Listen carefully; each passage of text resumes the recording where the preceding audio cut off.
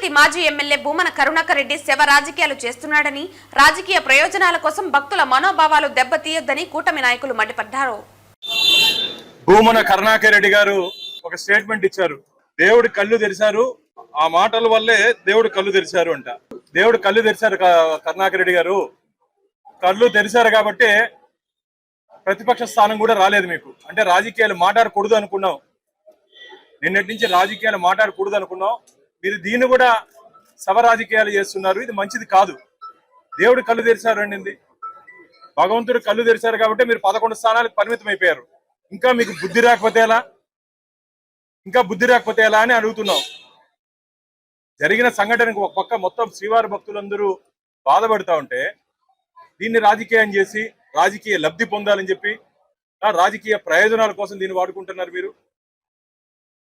ఇది మంచిది కాదు. భక్తి ఇప్పుడు మేము లోపల వెళ్ళి అన్ని బాధ్యతలతో మాట్లాడిస్తే వాళ్ళందరూ చెప్తున్నారు మాకు మెరుగైన వైద్య సేవలు అందించారు, కానీ ఆ భగవంతుడు నిన్న ఆ దురదృష్ట సంఘటనలో మేము బాధపడుతున్నాం, మేము అందరూ చింతిస్తున్నాం. నిన్న జరిగిన సంఘటన చాలా దురదృష్టకరం.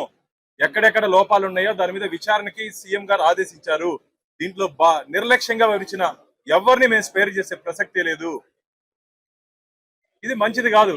ఈరోజు అందరూ ఆందోళన ఆవేదన చెంది ఒక పక్క 6 మంది చనిపోయి మిగతా దాదాపు 40 మంది ఈరోజు కోలుకున్నారు. అందరూ ఎవరికి ఎటువంటి ప్రమాదం లేదు. ఈ టైంలో దీన్ని మీరు రాజకీయాలు చేస్తూ రాజకీయ విమర్శలు చేయడం మంచిది కాదని చెప్పి భావిస్తున్నాం.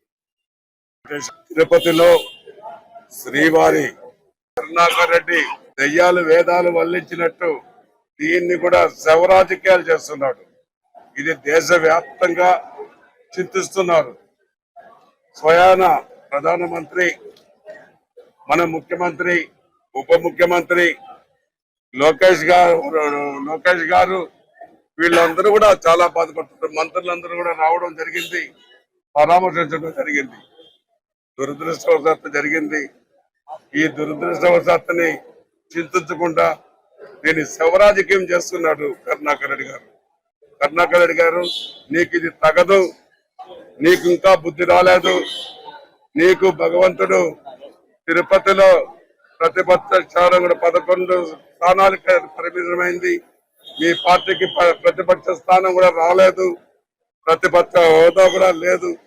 అటువంటిది మీరు విమర్శించడం తగదు అనే ఈ సందర్భంగా మీకు తెలియజేస్తున్నాను. ఇలాంటి జరిగిన సందర్భంలో రాజకీయ లబ్ధి కోసం కరుణాకర్ రెడ్డి మాట్లాడుతున్న తీరుని తీవ్రంగా కూడా గ్రహిస్తాను. ఈ రోజు మాట్లాడకూడదు రాజకీయాలు అనుకున్నా కూడా మీరు మాట్లాడుతూ ఉండే దీన్ని ఈ రోజు ఏ విధంగా శ్రీవారి ఖజానాలో మీ కుమారుని ఎమ్మెల్యే చేసుకునేదానికి కోట్లాది రూపాయలు దోచిపెట్టి సిగ్గు లేకుండా ఈ రోజు మాట్లాడుతూ శవ రాజకీయాలు చేస్తున్న కరుణాకర్ రెడ్డి, దేవుని సన్నిధిలో దీని నుంచి తప్పించుకోలేరు మీరు.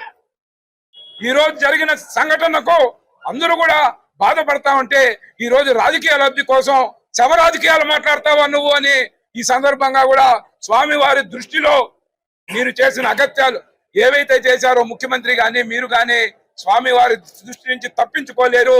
ఖచ్చితంగా కూడా మీకు రాబోయే రోజుల్లో ఇలాంటి దీనికి పాల్పడుతున్న నీచ రాజకీయాలకు పాల్పడుతున్న నీకు తగిన విధంగా స్వామివారు గుణపాఠం చెప్తారని కూడా ఈ సందర్భంగా తెలియజేస్తూ